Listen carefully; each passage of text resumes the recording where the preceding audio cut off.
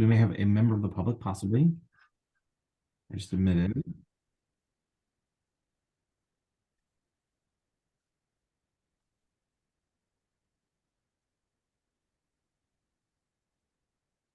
Hi, Lindsay. Thanks for joining us. And I believe we are recording now. Is that correct, Melissa? We are. Thank you. Yeah. Cool. All right. We haven't had this meeting in a little while. So, Zan, would you mind calling the meeting to order? Good afternoon. Good morning. I guess we're still in morning. I'd like to call this meeting to order at 11:37 a.m. and I will pass the baton back to staff. And it is good afternoon for you, Cord. It is, yes. Good afternoon and good morning, everybody. So yeah, we have a very basic agenda on paper today, but I can tell you what I want to share updates on. And some of this we'll talk a little bit about at the council meeting, but probably in a more abbreviated form. And if there are questions or things that you would like me to make sure and cover at that meeting, I can add that in. But we'll give you an update on the budget and where we're at in our budget process, an update on our legislative concept, talk a little bit about the governor's priorities, and we can tell you about some legislation of interest, just bills that we are watching that you may also be interested in. And then I also have a note to just talk a little bit about strategic planning, where we're at with our strategic plan, and just maybe a little discussion about where to go next. So with that, I'll just start talking and then I'll take breaks. And certainly if you want to ask a question or interrupt me, I invite you to do so. Except Lindsay, if you would, we'll have time for public comment. If you have a burning question, feel free to throw it in the chat. But otherwise, if you'd like to say some things, we'll give you some time if you stick around. So in terms of our budget, so the governor's budget has been released. And I would say that we're, for the most part, feeling good about it. So the governor's budget includes our current service level funding. There were no cuts or reductions to current service level. And in addition, the governor's recommended budget includes carrying forward the federal ARPA funds that we planned to use for Future Ready Oregon to continue that program in the new biennium. So our grant and aid is intact. Our continuing to receive the corporate activity tax funding to support re-engagement.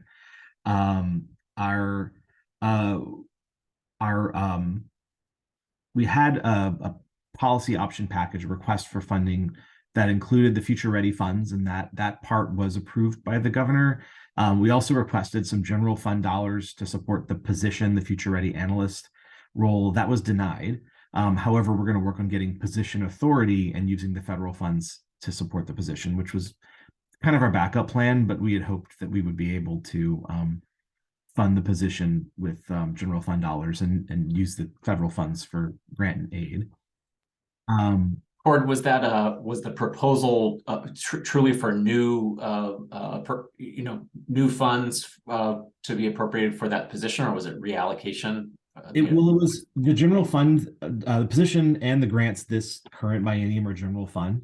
Mm-hmm. And so that was one-time funding. So it was essentially a request for a renewal of the one-time funding and continuing the limited duration position. Mm-hmm. And so that general fund was not put in the governor's budget. Mm-hmm. But we knew that was a possibility. ODE and working on our agency budget had asked for the general fund dollars, but we were not surprised that wasn't included because it was not a continuing position. And we do think we have the ability to use those federal dollars for that.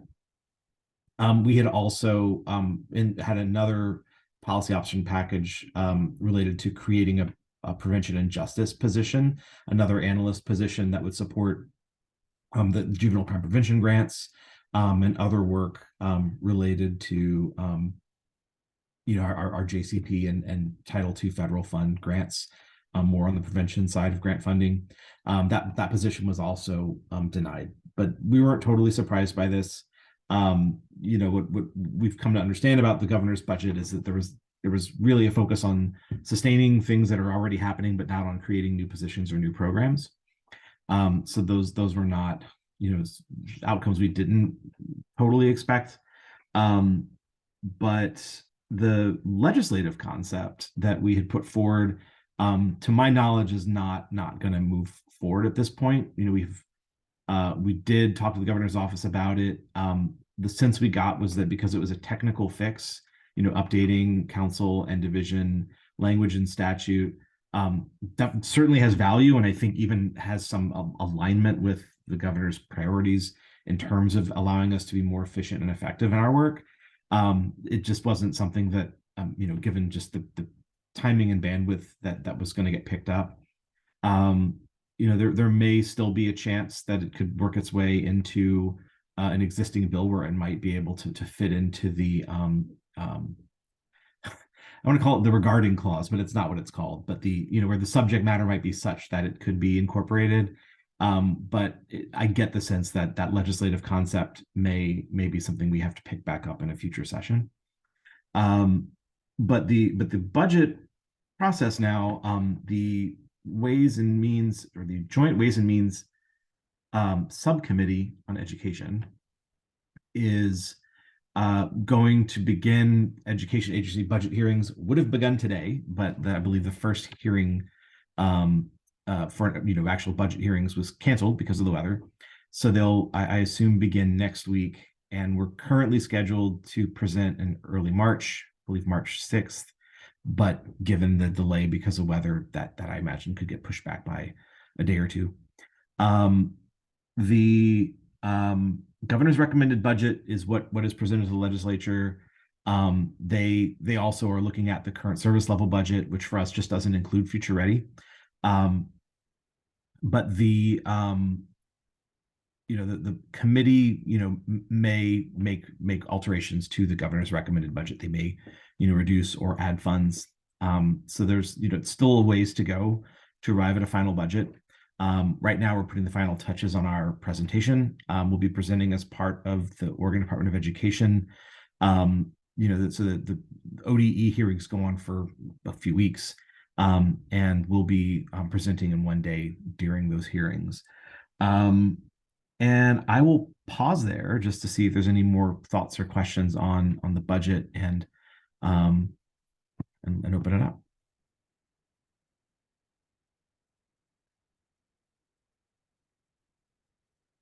It's good news. So it's I don't have any questions.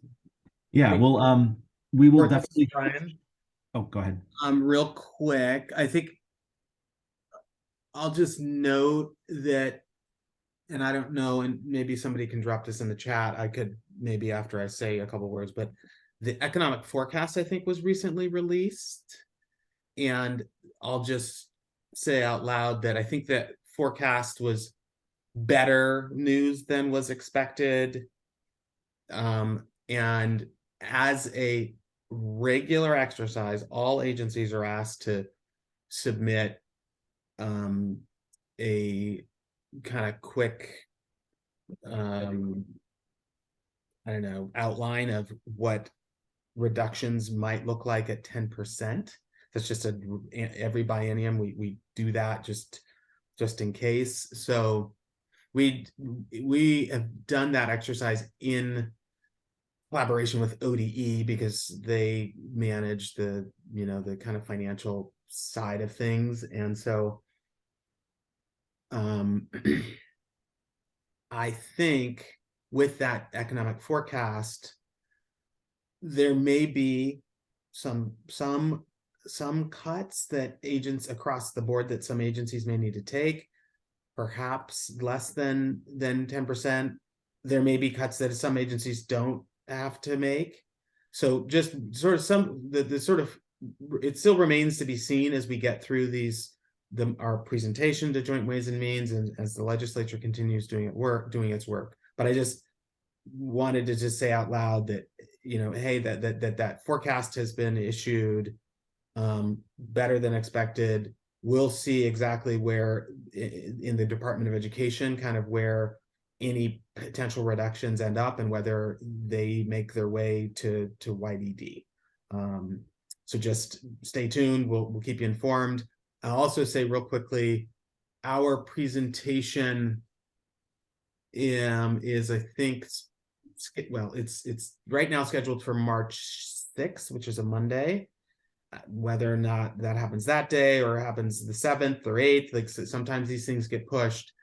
I think you're, as council members, welcome to listen in and watch. The whole council itself could decide to, as we did a couple of years ago, actually kind of submitted a letter from the council just in support of the youth development division budget. I think with sort of where we are with in the governor's recommended budget and with the economic forecast, I mean, to Court's point, there's just generally good news. So I don't know that, and it's up to the council, but I'm not sure that a bunch of additional advocacy is needed. I will be honest and say, having that we did the letter a couple of years ago, I think it was felt like a good thing, but given how the coffers were even more flush then, so I don't know if it's, as I said, worth a bunch of additional advocacy, attending the session.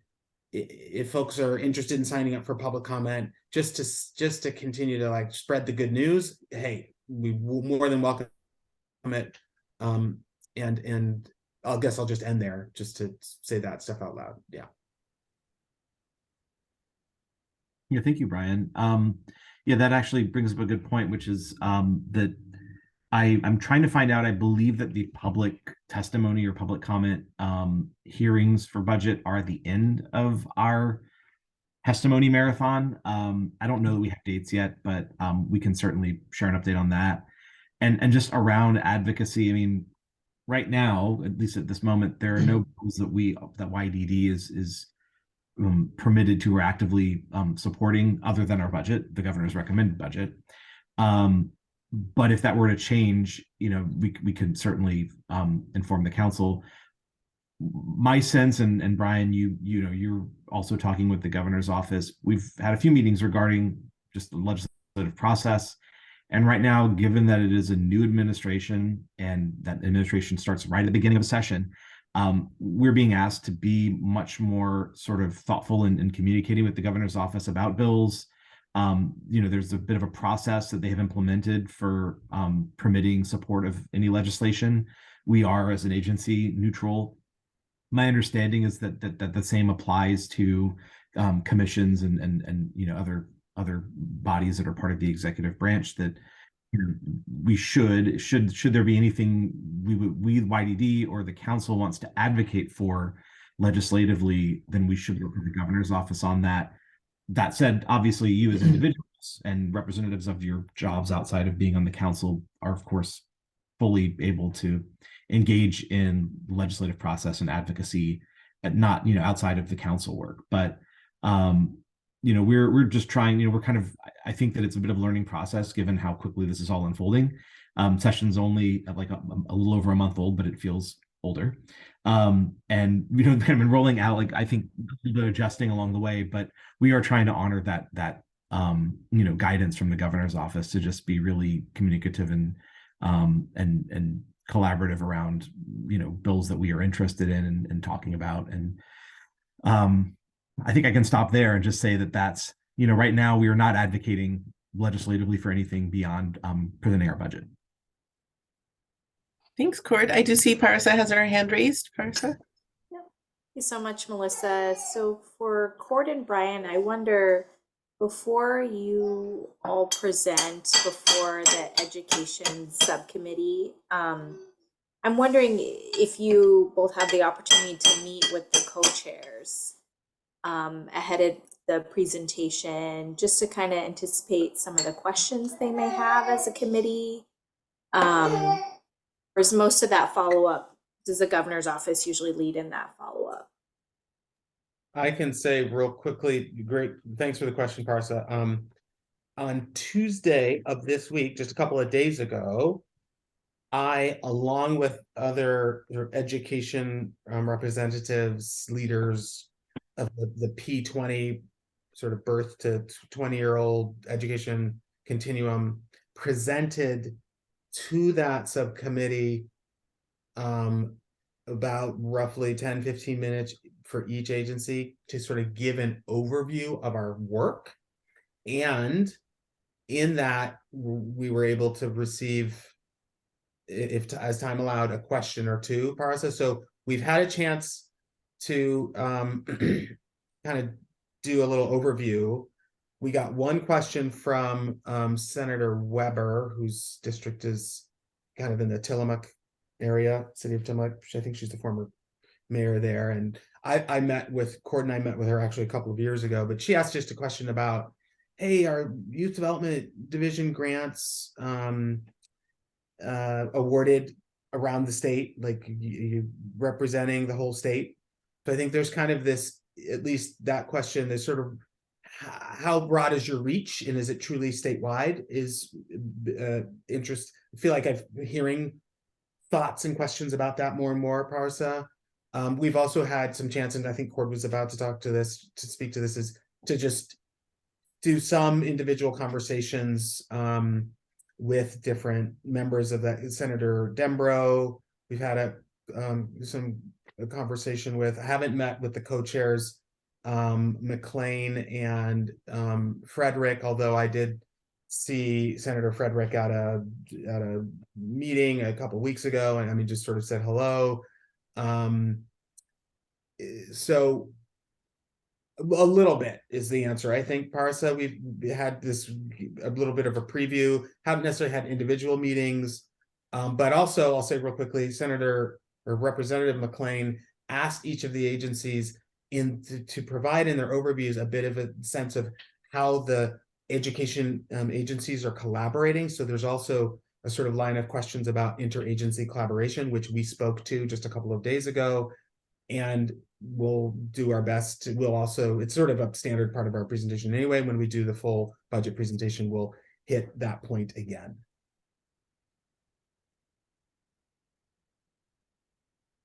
Yeah, thank you for that. I'm always curious about how conversations are before like the formal kind of informational session, just so that we can anticipate either some of the wonderings or concerns committee members might have. And I know when they get to the real like deep dive of the budget, I'm sure there'll be more detailed questions that come up. And I think if there's an opportunity for us to help as council members to follow up, to affirm, to like speak to the things that the YDC has been doing, if there's a value add in that in any way, I'd certainly be interested. So that's what I'll share for what it's worth. Appreciate that. Yeah, we can. I mean, I love that as an option. And I said, I think, you know, we've frankly been thinking about the kind of ensuring that grants are maybe, you know, reaching places where they haven't reached as much recently, right? We did those community conversations. We've got a regional scoring methodology, which I think has helped to ensure that different, as many regions as possible have a real legitimate shot at a YDD grant. So I feel good about that. And we've, over the last, it's kind of called out in our strategic plan, right? Like this sort of interagency collaboration piece, done some through Future Ready Oregon, some great work with the Higher Education Coordinating Commission and the Bureau of Labor and Industry, BOLI.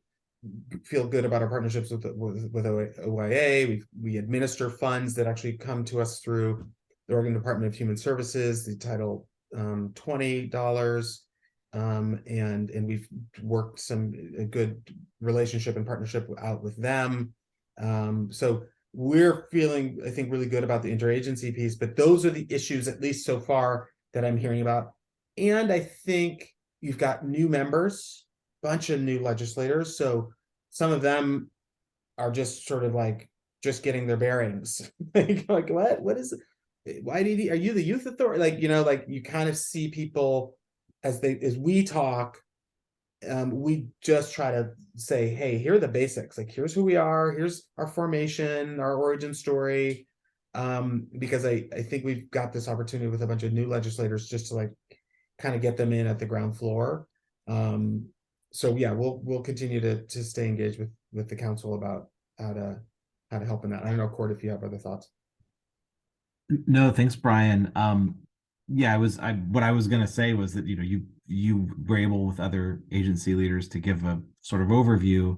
And I think that gave us a chance to sort of hear we were told some things that the committee wanted to hear about. The question about grant reach, we've now in the presentation, we've got a map that overlays all of the locations of grants in the current biennium. And, I think the community engagement process, is going to help us to even be more effective in our just, trying to elicit more applications from around the state. And of course, like, we're in this presentation, we'll actually provide a lot of just quick examples of grants, when we talk about our future ready grants, providing, say, some program examples. And fortunately, we have grants in every district of a member of the committee. So I think it's always really helpful to be able to talk about, like, hey, we're funding this program that's in the district that you serve, in a community that you serve. So hopefully that helps to drive home just that our impact is really statewide, and also just the wide variety of programs as well. And I do kind of think that probably I know a few questions usually come up after we do our full presentation, so we'll just kind of see what our presentation elicits.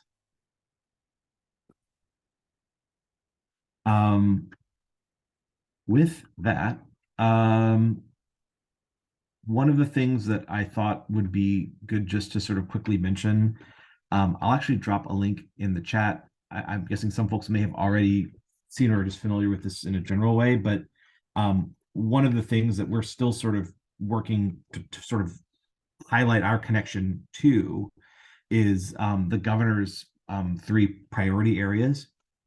So education and childcare, housing and homelessness, and mental health and recovery services are 3 things that she has highlighted as priorities coming in. I'll actually get this link in here. This is just to her web page that talks about this in more detail. So we are, we're working with the governor's education advisor, Melissa Goff, is essentially fulfills the function that Lindsay Capps previously had, but there was also a director for each of these 3 priority areas. So we'll also be working with, I believe we have a conversation coming up with the director of the education and childcare priority area, Pooja Bhatt, who is going to be leading, I think, a lot of the policy work connected to that priority. And I think that, particularly when you look at some of the points in these, there's a lot of alignment, and within education and childcare, things like, providing more skill development, workforce training opportunities for youth, more financial literacy. These are things that our grants do. Certainly we have grants that are focusing on serving young people experiencing homelessness, tying in mental health and other supportive services to supporting young people. So part of our work is just to sort of highlight where this stuff fits in. And I think it's almost part of the challenges that our grants are. They're very responsive.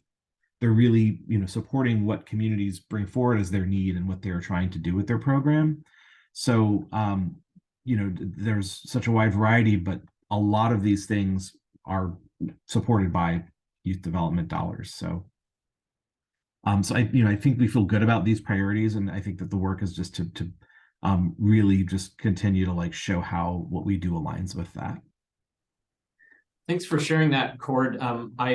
I wonder if in any conversations, I actually haven't kind of heard any of the rhetoric or conversation that's kind of supported some of these priorities. When I look at the education priority in particular, there's a lot of emphasis on obviously, third grade reading and kind of high school graduation rates. There's a mention of community engaging in schools. I wonder if there's been any conversation about out of school time or the important role of nonprofits or summer programs or things like that in that education priority. Has that come up at all? I might jump in and Cord, help me back up. Melissa, thanks. I asked Melissa to take down the agenda. We can bring it back up to it as needed. I think two things. We are actually asked at one point about the dollars, YDD grants that are supporting kind of in-school related literacy work, and Cord and grant managers did a great job of sort of identifying, there are a number of grants that are supporting kind of, particularly for more sort of vulnerable students, but some, for lack of a better word, sort of traditional in-school and literacy oriented kinds of outcomes. So we have grants that support those things. And I think, Eric, you're right. I think the more of our dollars and more of our focus is, frankly, on that sort of out of school, sort of wraparound supports, sort of services to help either get kids back on track, or families or system build and support systems to ensure that kids can stay and engaged,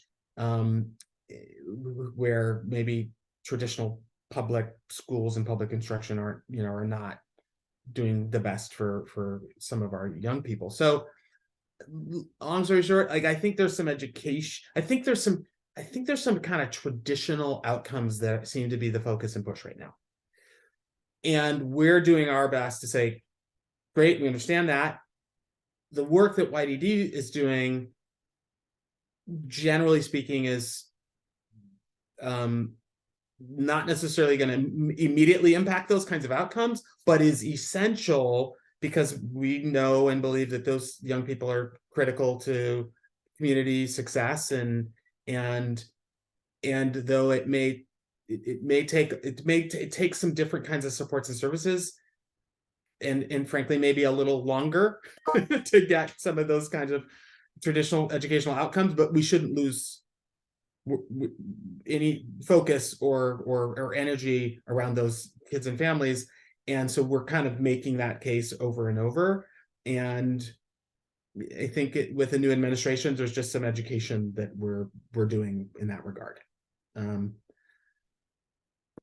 I appreciate that. I mean, I see some great alignment at, career and technical education, financial literacy, life skills. I mean, I think, but still, I'm reading exactly what you're saying, very traditional, like school-based kind of approach, and family and community engagement in schools as opposed to engaging, youth out of school. So, and I'll just mention, and Zan's probably aware of this as well. I mean, in locally kind of Lynn Benton area, there has been conversation about particularly some nonprofit, youth serving organizations that have enjoyed some really good support through like summer learning, state grants and things like that are potentially not going to last into perpetuity. And so there's this question of like, do we continue doing this work? What is the state, where are those opportunities to continue developing some of those out of school time kind of programs or summer learning programs? Definitely social emotional kind of development, to your point, the wraparound services. So I hear what you're saying. I mean, it sounds like there's an opportunity there to talk about what we do and how we support, and the priority in education seems very school-based at first glance.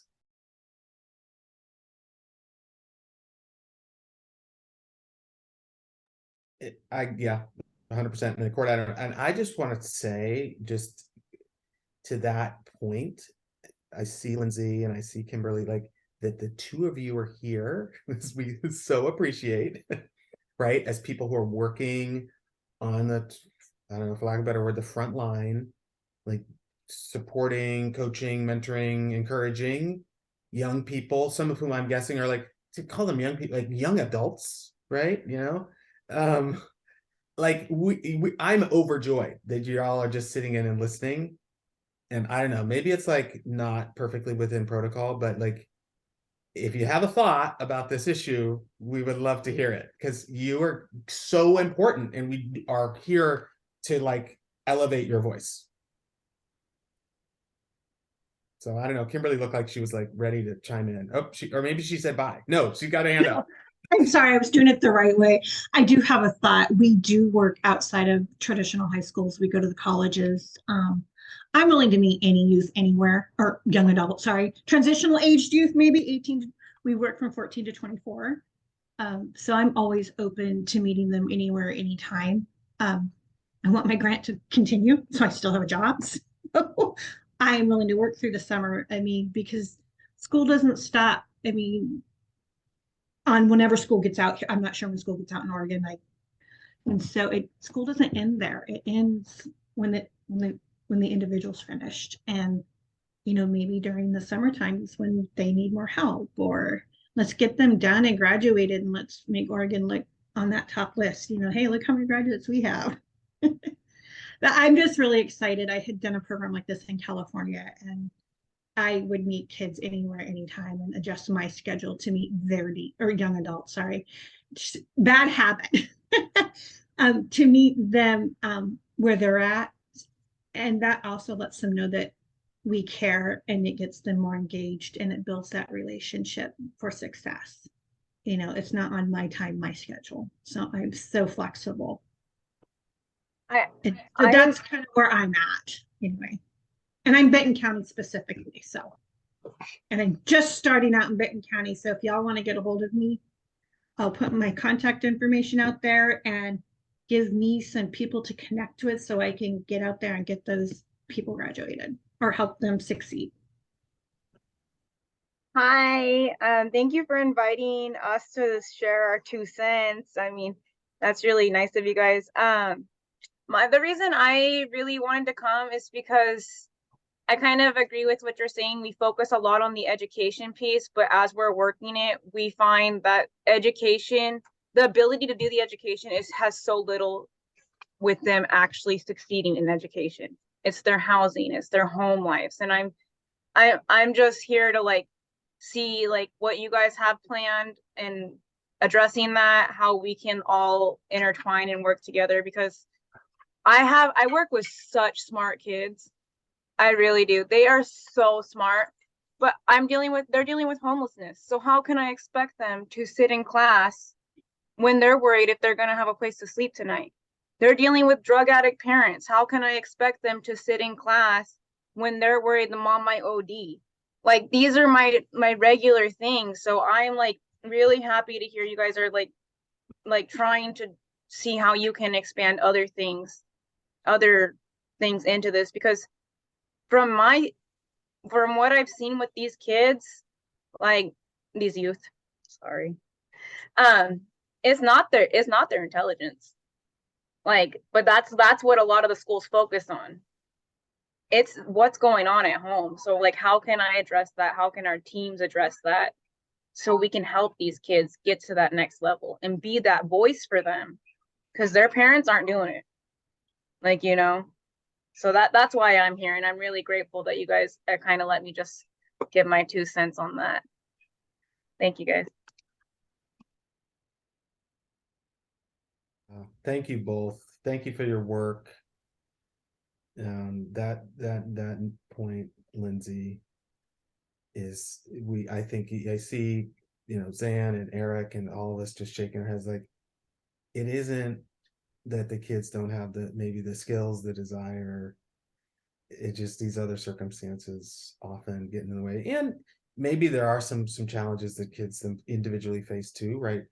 But we can't let that define them. And so goodness that y'all are just out there. I'm not a committee member formally, but I know that we all appreciate what you're doing, and it is essential.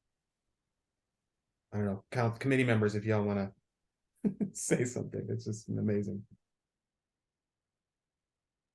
Yeah, I mean, echo what Brian said. Sentiment is we appreciate you all being here and sharing your perspective. And I think those are the that's, if anything, the story that needs to be shared, whether that's testimony or just continuing to have opportunities for both the council, but as well as legislators to hear what it is what's our secret sauce within the Youth Development Oregon. And I think, Lindsay, what you just did in a very eloquent way was tie together all the governor's priorities. So you talked about homelessness and mental health supports and education all in, like, I mean, a minute and a half. So it's about as good as we could hope for impact statement. So thank you.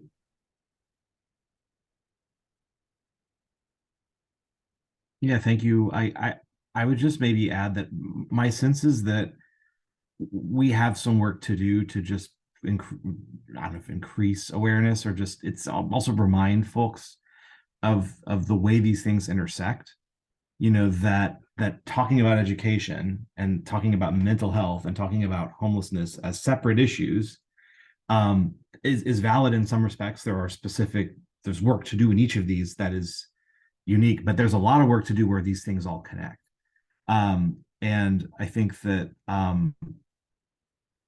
you know, certainly I can see where you know we're an education agency, but our role is you know, is not K-12 education. We are supporting it, we are surrounding it, we are and so is infiltrating it.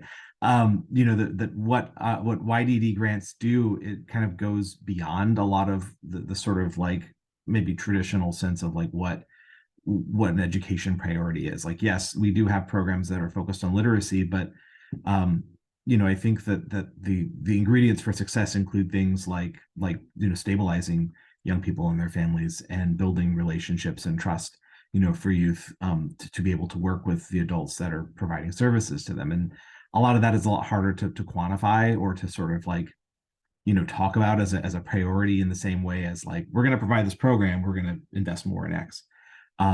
So there is this piece of it that I think is us just sort of reminding, you know, the new lawmakers and new policy folks of where we fit into all of this. Kimberly, I don't know if your hand is back up or was up from before, and then I see Parasa, your hand is up. So I'll pass it to Parasa first, if you don't mind, Kimberly. Thank you so much. I just wanted to say thank you to both Kimberly and Lindsay for sharing, because examples you shared and the lived experiences of our young people, again, similar to what folks had shared before me, it exemplifies the need for us to better integrate our work, right? And then, you know, in Cord's comments in terms of like how we often, you know, I think traditionally the method in which we invest is often in programs, but I'm also thinking about, okay, how do we improve that system coordination and support so that it's not siloed from one another? Because oftentimes, especially with each new administration, when there's turnover in the legislature, there's a lot of education to do, similar to our conversation earlier. So I think, you know, where we can play an important role is like, how do we better integrate and provide wraparound services that serve, like, it's instead of like being whole child, it's like more holistic supports for our young people. That way we're able to really get to the root causes of what is presenting different barriers and challenges, right? And I think, again, like what someone said before me, there's a ton of good work ahead to do. And I think with what the governor's laid out, that provides an important springboard for this work. Now it's also making sure that the co-chairs of the Ways and Means Committee, you know, that is also reflected in their budget too as they build it.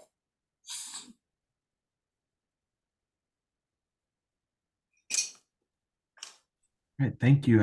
Kimberly, I know you had your hand up, so I just kind of wanted, sorry, I just kind of wanted to build upon some stuff Lindsay said and what had Parissa said, sorry, I had a hard time with that name. I want to call you Marissa. With what Parissa said, we have to treat the whole being, holistic health. Because my background's in mental health, and so to come in and education at the same time. So I've done this previously. And there are so many factors, and people are so unaware of how that relates to education. I mean, I did it for 5 years down in California, and they don't get it. And so the more education of the community and our partners and the different partners that we have that we can get out there, I think the more success we're going to have, if that makes sense to you guys. It's heartbreaking to see these kids come to school hungry, but they're still there, right? I mean, these dropouts. I always used to carry food with me.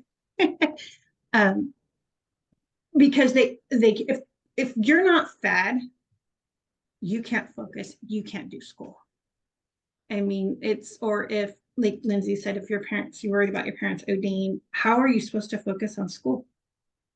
I mean, that's the least of your worries.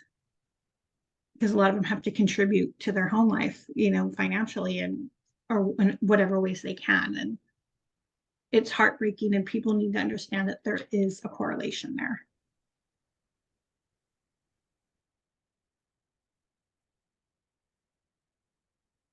Thank you, Kimberly, and thank you, Lindsay, as well for chiming in. I am gonna take us to the last topic. Well, no, sorry, there's two last topics. Second to last topic that I wanted to just share some things about. And Brian, I'll probably ask you to provide your take on some of this, but wanted to talk about a few bills that are things that we've either had some interest in or been asked, for input on, or in one case where the Youth Development Council is actually named. I can actually start with that one. That is Senate Bill 421. As I talk about these, I'll just drop the link to the bill info in the chat just so that you can go and you can access that now or whenever you want to. This is actually Senate Bill 421 is the return of a bill that has popped up in the last couple of sessions.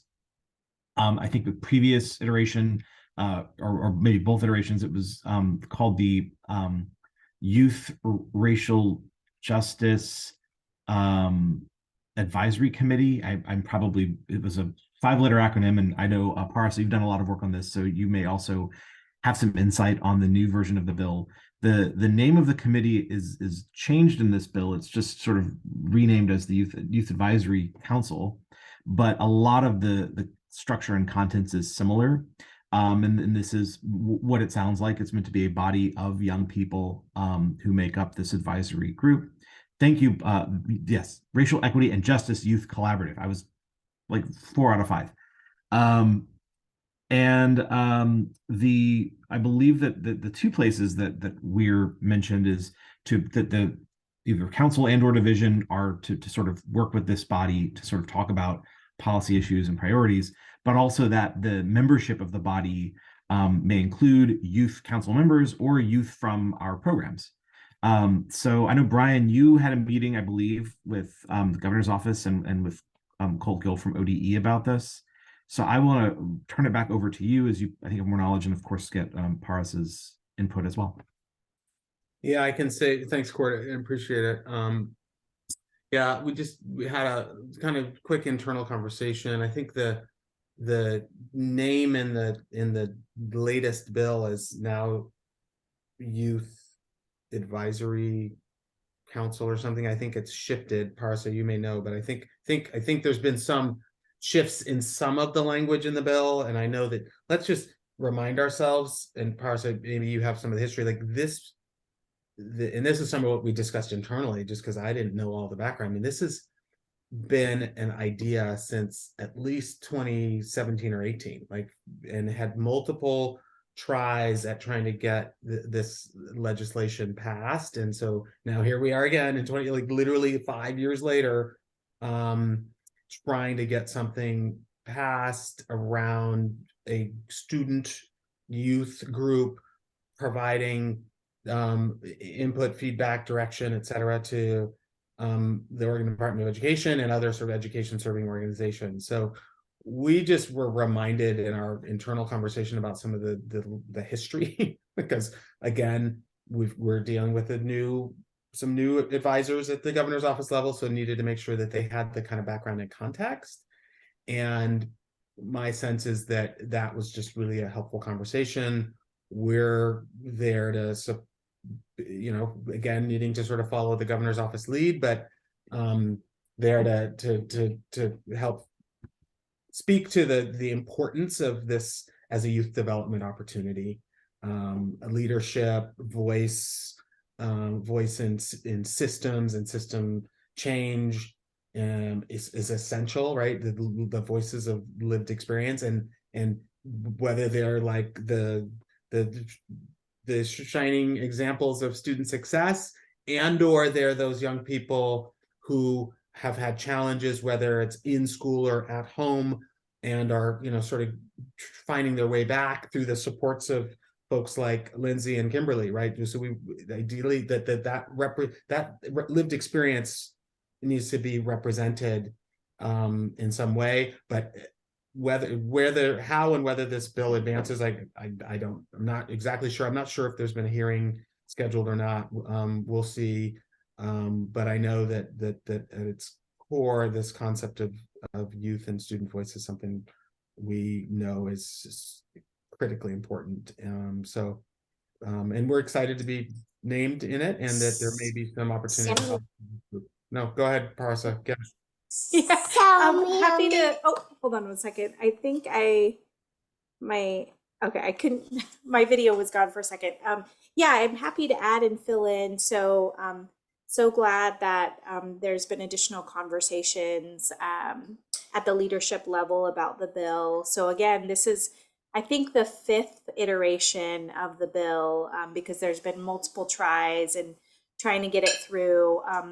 The reason why we decided to not have a specific name in this version of the bill is because we wanted the youth who are part of the founding collaborative to be able to name the collaborative in the future. So that was the intention there with this iteration of the bill. We're super excited about having a public hearing on the bill on the 28th, and we're working in close partnership with a number of youth-led, youth-serving organizations. I think the other thing that would be really valuable is in reflecting on where youth and students are engaged at the policy making level and through our different committees. One of the things that we've had a lot of conversations about is how do we create conditions for success and meaningful supports when it comes to helping more young people participate at the policymaking tables. So a number of things that have been brought to our coalition from youth around the state is, how do we provide meaningful support and partnership and mentorship for young people in participating in these spaces? What's a sort of orientation or onboarding we can do, and what does that support look like over time? And I know a lot of the details will be worked out, and we're hopeful that the bill gets passed this session so we can actually get rolling with it, right? But I feel like there's a real opportunity there to transform how we support youth in participating and at these different tables and engaging in some really dynamic policy conversations that can impact a lot of our rules and regulations, our processes. So I'm really excited that we were able to help bring the bill back for this session, and I feel good about it, but I also know that it's going to be a lot of hard work to get it through, just because there's so many new folks in the legislature. So we'll need to do a lot of education about the bill, and I'm excited and happy to keep folks updated on how the bill process goes on this particular one, if and when it makes sense. Thank you. Quick question for Brian. Do you know, Brian, if the Department of Education is going to be in support of the bill, or is ODE neutral? Did you get a sense of that, or Yeah, I'm not sure. I'm not sure yet. That Yeah. I haven't, yeah, that wasn't explicitly a part of that conversation. Got it. Well, I guess we'll watch the hearing next week and see who shows up and see what they say, and learn more about how it may be involving YDD and YDC. Cool. I will talk about a couple of other bills, which again, I mean, Brian, you've had some involvement, at least in conversations on these, so I would invite you to provide some comments. If I can get back to my notes. So there are two juvenile justice related bills that we've been watching. House Bill 2320, which establishes a juvenile justice advisory commission within the Oregon Criminal Justice Commission, and House Bill 2327, which would permit juvenile departments to provide services to youth under 12, but also sets a minimum age for a youth to be in the juvenile system at age 12. That bill, as I understand it, in particular, is one that the Juvenile Directors Association is in support of. I'll get those into the chat, and then Brian, I will pass it back to you to maybe share more about these.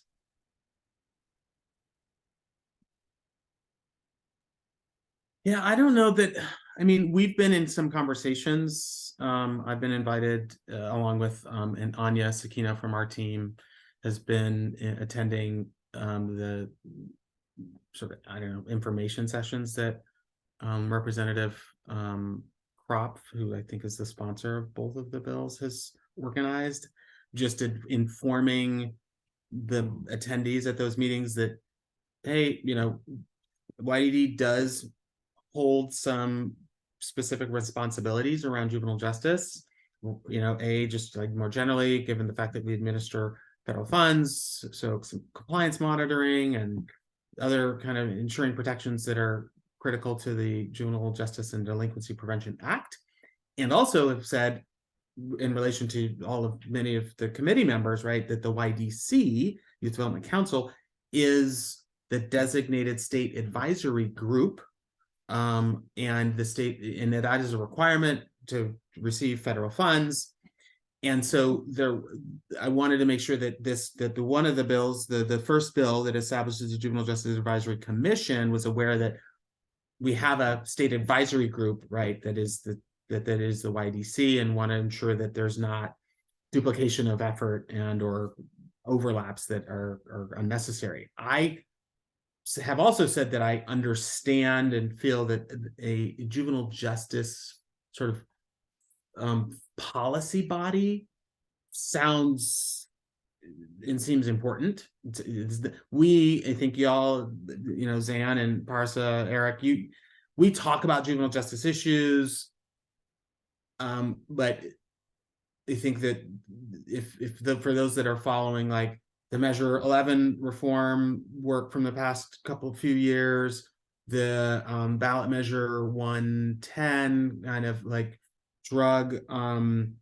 decriminalization work, other juvenile justice specific policy work. You know, there have needed to be work groups and other things formed to kind of dive into those issues. And having worked in juvenile justice myself for a few years at Multnomah County, like I've seen that, you know, we've got a couple of juvenile directors in Molly Rogers and Christina McMahon around our table, but we don't have a defense lawyer or a prosecutor or a judge. We're working on trying to get the folks, you know, we work on getting those representatives, but long story short, I see that a more proactive juvenile justice policy body could make some real impact. So that I've said that. I hope that's just like not advocating one way or the other, but seeing I see what they're talking about and saw firsthand, because I was in some of the work group meetings around ballot measurement 110 and so on, like that the state could benefit from some deeper conversation. So I see that, and have been in juvenile justice enough to know too, like this issue of having people younger than 12 referred to juvenile systems, and how in different parts of the state, right, how that plays out is different from county to county. So having a minimum age seems to make sense. And then this deeper question about where's the best place for those young people to be referred. Now, whether that's the juvenile system, the child welfare system, foster care system, or mental health, that is a big question. And in the absence of a deep coordinated system of like prevention, I think it's important to have somewhere to send young people. I'm eager to have deeper conversations about where the right place is, and would love to, I think for those who've known me, like real prevention conversation is essential. And yet Lindsay, Kimberly, and others, we all know there's also some, when a young person has committed an offense, and yet there are these deeper, whether there be substance abuse or mental health. I was just in a system of care meeting for 2 or 3 hours yesterday afternoon. To where do we refer young people? Well, right now, the system to which the young people, for those needs and supports, they get referred to juvenile justice. Again, I'm not saying that's necessarily the best thing, but in the absence of anything else, I'm not sure what we got. But so it's sort of like a both and. We need to have some deeper conversation. And if we've got supports and services through juvenile justice, it's sort of, in my guess view, better than not having any systems to which to send them. I don't know, committee members, I'm sorry for going on. Do you envision that work happening via this committee or the Juvenile Justice Committee, both, some new kind of task force? Brian, what's your... Yeah, like where would the conversation happen around? Yeah, with the, I agree with everything you just said, and there's three of us council members here who showed up today to engage in kind of talking about policy research and that aspect of the council's work. I would say also my observation has been the Juvenile Justice Committee is quite engaged and has some very smart people who would probably have at least for myself, I won't speak for Xan or Parsa, have a greater understanding of some of the lay of the land. So I'm interested in how you would recommend the council approaches this. Advocacy. Yeah, it's a good question. Well, there's a bit of for me, and I think for us, both YDC and YDC, to watch and see what's happening with the bill. So we're doing our best to, whether it's me or Anya or occasionally Cord or other staff members, attending the hearings around these two bills. So are they advancing? Are they actually going to go forward? So we will continue to do that, and I encourage council members to do the same. And depending on whether they advance and are, passed into law, I think we'll have a sense. If a advisory body is created, I imagine that table will be a key place where conversations will happen, or I think around this under 12, like maybe the under 12 piece will happen. And I didn't say this, the under 12 bill, I think in that same bill also includes, and I forgot to say this, dollars that there's a fiscal impact that dollars would be awarded, given to state general fund dollars given to YDD to administer as a part of our JCP funds back to counties. Now, the particulars of that, I'm like, okay, well, how's that? How would they request? Would it just be additional money? I don't know exactly what that's going to look like. So that's a way of saying, Eric, we will at our juvenile justice subcommittee and as our just overarching YDC / state advisory group have some conversations about those dollars if they're again passed into law, where they go. My mind was immediately going to some of the past work we've done through the division, supporting like peer courts and diversion programs and some of the, just very, what I would consider innovative prevention programs, or I guess diversion is the correct term, that very likely are serving youth that are in that younger age spectrum. So anyway, I won't dream too much, because I guess it sounds like we don't know all those parameters, but I certainly think it sounds like an exciting opportunity, both the opportunity to weigh in as some expertise or advocacy, but also potentially administering some dollars to the prevention side of the equation. Yeah, yep. I think you're right. And you can imagine, the voice that I'll say is, let's peer courts. That I have questions, having seen them implemented. They're not all the same thing. Not all created equal, maybe, is a nice way of saying it. And I think diversion and alternate avenues is probably where I'm aiming for. alternatives, diversions that get at root causes and wraparound supports, and engaging more community partners like the fine individuals who showed up today for services that can be offered. That's yep. And deep preventing kids from falling deeper into the juvenile justice system is important, but how do we even get a few steps before that to the primary prevention, before kids are even being pulled in? So yeah, I'll say this, and I know I'm blathering, like it's important and critical work. So we're there, we're listening, we're participating. And it's fascinating to see other bills, and maybe Cord will refer to this, some other bills that are pushing back against some of the Measure 11 reforms. So there's a bit of like, okay, how do we keep the innovation going? But also how legislators are asking themselves, others are asking themselves, oh wait, how do we not backslide? Because some of the other bills would take the state back to some policies that we've in recent years reformed and changed. So it's really fascinating in juvenile justice. Critical for us all to be paying attention. I know Zan's got her hand up, and maybe Parasa has a comment, so I was just wondering if anyone from Youth Development Division has met with Rep. Kropf. I know that he has, his background is as a district attorney. I think of him as a very bright and capable person who's a systems thinker, but he obviously doesn't know the whole system. I'm just looking at this bill and thinking, this is a lot of what YDC and YDD do.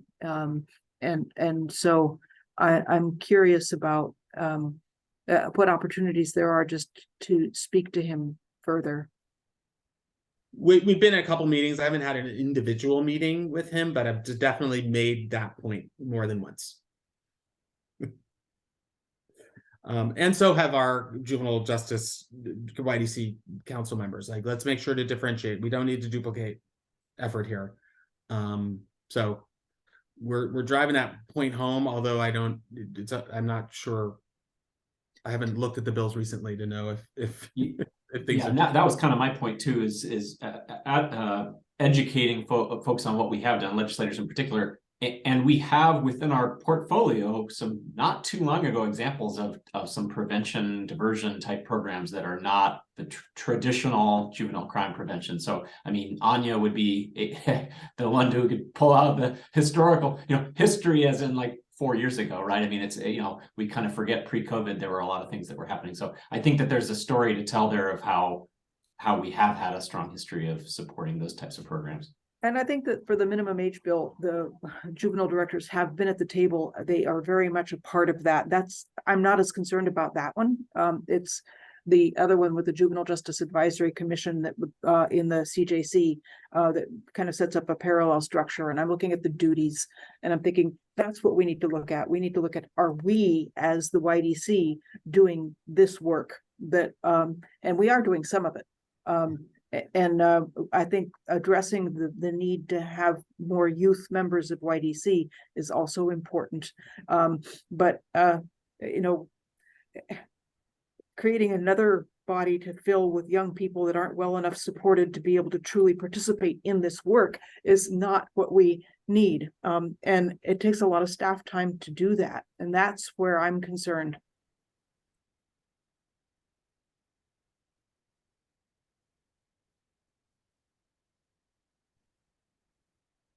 Parsa, go ahead. Yeah, I just wanted to add, I also share Zan's concerns as well. And the other thing I'm wondering about is, this is getting a little bit into strategy, is in addition to meeting with Rep. Krupp, just having conversations with members of the House Judiciary Committee, and thinking about who in their legislative districts that we're connected with as part of our YDC network. That might be a really effective messenger.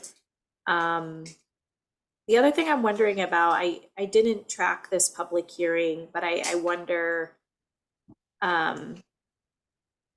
if it's going to be up for more discussion, whether there's an opportunity to do an informational panel to present information about YDC's work to the broader committee. Just food for thought for us. Thank you, Parsa. I mean, I get the sense that there's going to be a lull in session at one of the junctures between bill deadlines, and I know around another bill I'll talk about in a bit, Brian was asked if we might provide an informational hearing, and I know we also reached out to a member of the Judiciary Committee after the public hearing on the Advisory Council bill.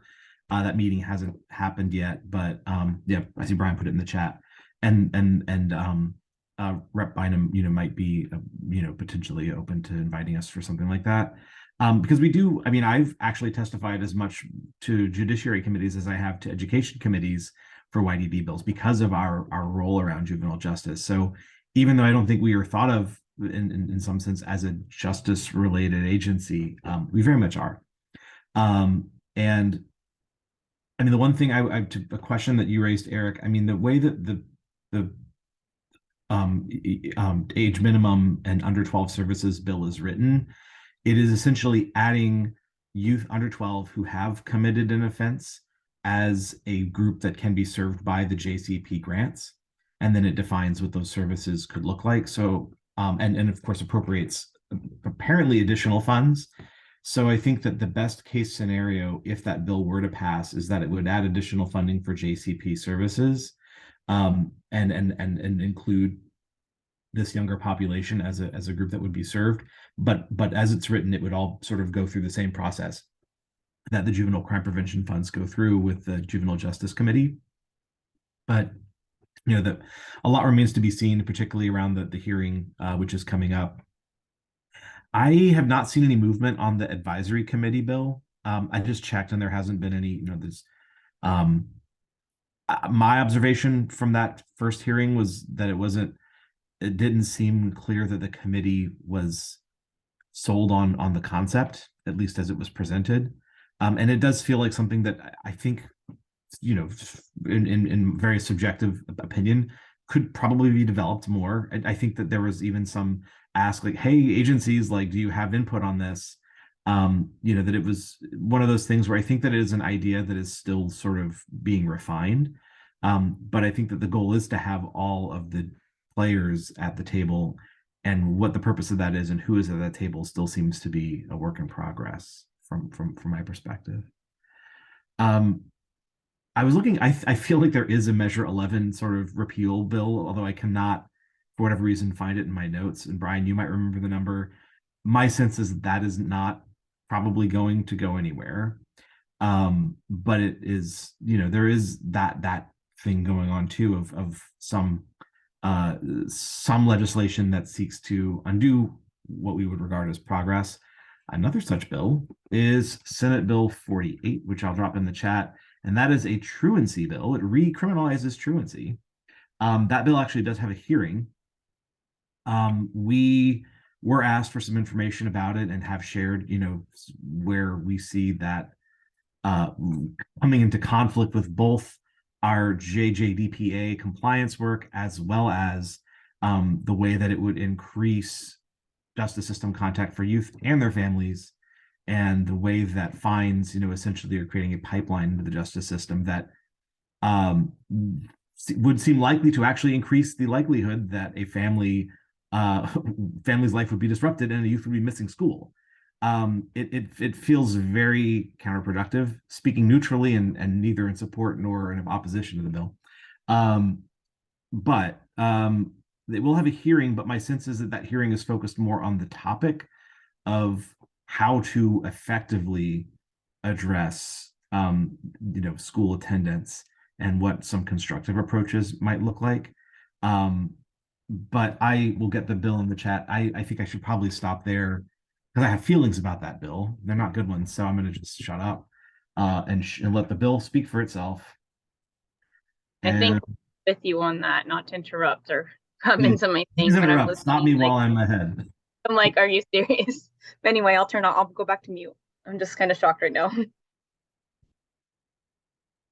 We will at least watch the hearing, and that is the bill, as mentioned, that when we shared information about it, my sense is that the committee, Senate Ed Chair Senator Dimbro, who is a long time, I think, both supporter of and understander of our work, was interested in our perspective and did ask if Brian would be willing to potentially just share information about how our programs approach things like school attendance, absenteeism, disconnection, etc. Yeah, so just for everyone's awareness, that's out there. There are thousands of bills and they're not all good, perhaps. I think that kind of covers, those were the bills that I wanted to be sure to highlight. Brian, were there any that are on your mind that I should cover? I think those are the main ones we've been paying attention to. No, I think you hit it. I think I will say, and I can't share like specific bill numbers, but because I have been attending the system of care meetings just to kind of keep tabs on what is happening. Generally speaking, those are folks, right, who are working kind of on the health authority and Oregon Department of Human Services side of things, but it's certainly interesting. There's a lot of overlap, a lot of connection to all the issues we're talking about: mental health, behavioral health, houselessness, homelessness, education, workforce. And there are a host of bills that they are also, whether it's OHA or Oregon Health Authority or Oregon Department of Human Services, are seeking to promote in advance. So I'll just say generally we're doing our best to kind of keep tabs on those things, though we're not named in any of the bills as far as I know. When we are named, we do some level of bill analysis and sort of deeper tracking, but we're in the conversations, and the barriers and needs that we've been talking about are coming up in those same circles. So, and they have ideas about how to use, Medicaid dollars and how to use the dollars that they administer, and the things they can and can't do, how licensure and certification processes can be shifted or changed to help, ensure that there are, staff, therapists, mental health specialists, or whatever levels, right, that are necessary to begin to put in place some interventions for communities where, right, they're waiting weeks, if not months, to get referrals made, but where just systems have been sort of decimated and don't exist to meet the needs of young people and families. So that's, I guess I'll just say that we're also kind of in those circles too, because I think there's some attempt to push legislation on that front too. Great, thank you, Brian. I thought this was going to be a short meeting, but clearly as we approach the end of our time, there was a lot of rich discussion. So thank you, everybody. The last thing I had in the notes to bring up, and I'll just keep it really brief because I think we'll talk about it in the full council meeting, is our strategic plan. I will share, we'll try to get this out next week, an updated, I guess we call it the placemat, because if you print it, it would be big enough to eat a big meal on. The chart that shows our progress with the strategic plan, it's actually pretty exciting. We've accomplished a lot. From council committee structure and recruitment to just a lot of our partnership work that I think has really flourished over the past couple of years. We want to highlight that as we periodically do, but I think also open up some conversation about the next step to take. And when we might bring everyone back together to revisit the plan, talk about where we've been, talk about the stuff that has not moved as smoothly or at all, and assessing those priorities and new priorities that may emerge. So I think we'll maybe just save that, although I would welcome comments or thoughts from the committee on the strategic plan here now.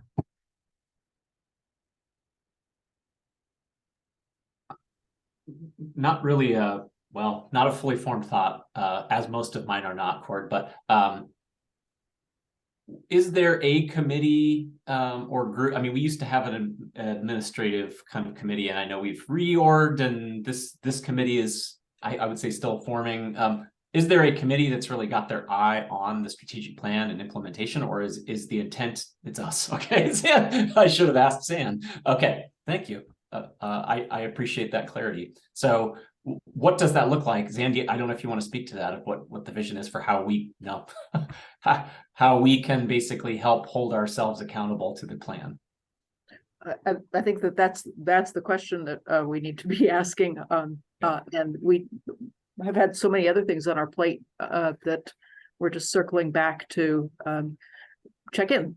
And so, yeah, Cord, I don't want to take away what you were going to suggest as next steps, but I think that's where we're headed. Well, I think that actually is really helpful, because I think that perhaps this allows us, when we talk to the council, to, with your foreknowledge, suggest that we work with this committee, and our next time together, probably is around kind of planning those next steps. It does make sense that this committee would be the place that would happen. Previous strategic plan work, I think, was like a special strategic planning committee that was formed. And certainly folks who are not named members of this committee could be involved in that if this is something they're interested in. So I think that makes sense, rather than creating a new body of work to just bring that here, particularly because I don't think we're going to have a ton to around legislative work the next time we meet. I think that Brian, you should chime in, but I think that what we talked about was aiming to actually do some work on this possibly in the fall. So I think that we could begin in the committee to plan how we would go about that. Yeah, I think we want to obviously get through the legislative session. And then as we move into the summer, you all know schedules get a little more difficult to plan around. So I think the fall is a good sort of time frame to point toward to get, but I mean, we can do some work in the intervening months to sort of get our ideas and plans together. But actually, maybe it's a retreat or a couple of some sort of, it really is a strategic plan kind of refresh. Like, I don't know that we need to just start all over. And I'll just say, as a part of the agency expectations, which I think Cord shared, there's also they actually might say June 30, but we'll see about that. There is the governor's office does want each agency to have a strategic plan. My thinking on that is we will take their template and probably take our existing plan and ensure that kind of meets the expectations of the governor's office, in the near term, but also say, hey, we've been operating with a plan. Yeah, have hit some of these marks, may have not hit these others, but then push towards a fall kind of, as I said, retreat or session to get that refreshed. Because I think that's the timeline that actually works best for us as an agency. But we do have a plan. We can adapt it to meet the needs of the governor's office. I think by the end of this biennium. I also want to say, I know because we only have 2 or 3 minutes left, and appreciating that Kimberly and Lindsay were here. It does seem to me to make a little space for any final public comment before we chime off. Not that, no pressure on Kimberly or Nicole or Lindsay, because you've said some things already, which you just seemed really timely to do earlier. But more to come on the strategic plan. Cord, I'll send it back to you. But if our guests want to add anything more, it seems like we should dedicate at least the final minute or two to that.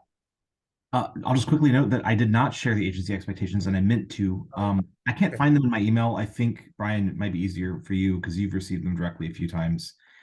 If you have them handy and can drop them in the chat, it would be probably great for the council members to see that. And then I will turn it over to our guests.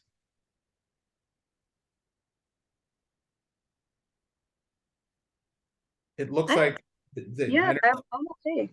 go. Yeah, sorry, Lindsay, go. Lindsay put something in the chat, and Kimberly said a comment too. Yeah, I'll show Oh, you. I was saying I'm good. Like, I just loved listening, and thank you for letting me be here. And I got nothing else. Thank you. Thank you both. I will turn it back over to our co-chair to take us out. Okay, well, thank you all for the good discussion. It's great to hear what's on the legislative docket from the juvenile justice and youth re-engagement perspective.